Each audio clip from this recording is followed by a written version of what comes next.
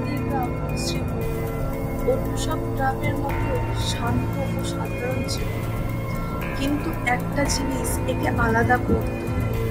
গ্রামের শেষ প্রান্তে অবস্থিত শ্মশান ঘাটটি।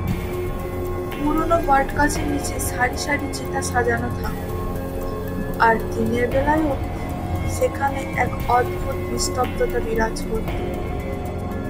গ্রামের মানুষ বলতো রাতের বেলা শ্মশান ঘাটে নাকি কঙ্কাল পিশাচ আসে।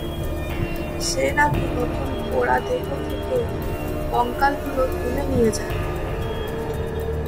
এই গল্পকে আমরা প্রথমে কুসংস্কার বলে মনে করতাম, যতক্ষণ না আমাদের বন্ধু রতনকে নিয়ে ঘটনাটা ঘটল। রতন ছিল গ্রামের সবচেয়ে সাহসী ছিল। সে সবসময় ভূতের গল্প শুনে হাসত। একদিন সে আমাকে চ্যালেঞ্জ করল, দেখবি আজ রাতে আমি শ্মশান ঘাটে গিয়ে বসে থাকবো, যদি কোনো পিশাচ থাকে আমি তাকে ধরে ফেলব। আমরা তাকে অনেক বারণ করেছিলাম, কিন্তু রতন শোনেনি।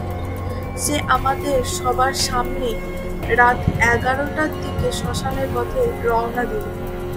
আমাদের বন্ধু বিনয় বলেছিল, রতন যেও না, শ্মশানে নাকি রাত 1টার পর একটা শব্দ হয়, খড়খড় খড়খড়।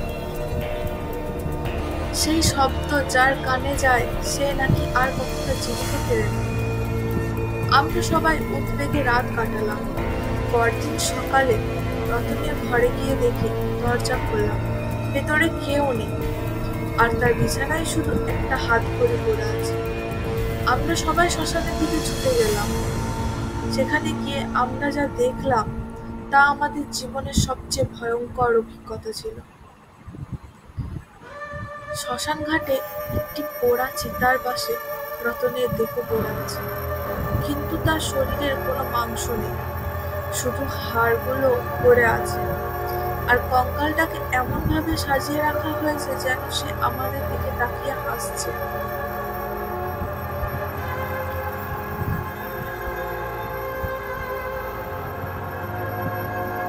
রতনের মুখের ওপর একটি কাগজের টুকরো রাখা ছিল, তাতে লাল কালি দিয়ে লেখা, তোমরাও এসো, আমি তোমাদের জন্য অপেক্ষা করছি। আমরা ভয়ে কাঁপতে কাঁপতে গ্রামে ফিরে এলাম।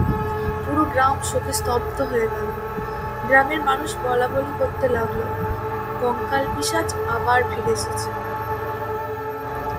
সেদিন রাত্রে আমি আমার ঘরে শুয়েছিলাম। বাইরের থেকে কোনো শব্দ নেই। হঠাৎ আমার ঘরের বাইরে একটা শব্দ হলো, খড়খড় খড়খড়, যেন কেউ শুকনো হাড় টেনে নিয়ে যাচ্ছে। শব্দটা ধীরে ধীরে আমার জানলার দিকে এগিয়ে এলো।